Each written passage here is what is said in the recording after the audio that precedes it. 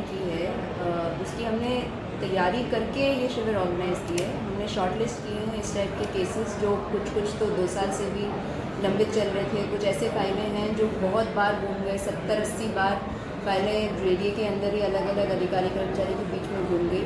इसके कारण कई हो सकते हैं, बट हमने ये बेसिकली ऐसे केसेस सारे शॉर्ट लिस्ट करके आज कैंप रखा कि अगर किसी को रूल में क्लैरिटी नहीं है या मल्टीपल लेवल से अप्रूवल लेने हैं और उस वजह से बहुत विलम्ब हो रहा है तो लोग उस वजह से परेशान नहीं हों। सभी कर्मचारी जेडीए के, चाहे वो जोन के हों, चाहे वो सेल अलग अलग सेल्स के हों, चाहे फाइनेंस हो, चाहे लॉ हो, चाहे प्लानिंग हो, सब लोग यहाँ उपस्थित हैं और अपनी ये कोशिश है कि अपना प्रयास है कि उनके केसेस जो इतने टाइम से चल रहे थे उसको आज ही हम क्लोज़ करें, उस पर एक निर्णय लेके आज ही उसका अपन डिसीजन करें।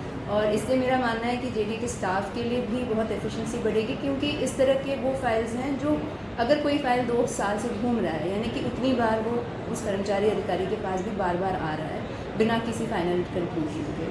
तो इस वजह से हमने इस तरह से ये शिविर रखने का एक नया प्रयोग किया है। अभी तक काफ़ी सारे मैटर्स सुलझ गए हैं। जब से हमने इंटरनली इसका अनाउंसमेंट भी किया था आज से 10-1 दिन पहले, तो इसमें काफ़ी लोगों ने पहले से भी पिछले हफ्ते भर में केसेस डिस्पोजल किए हैं।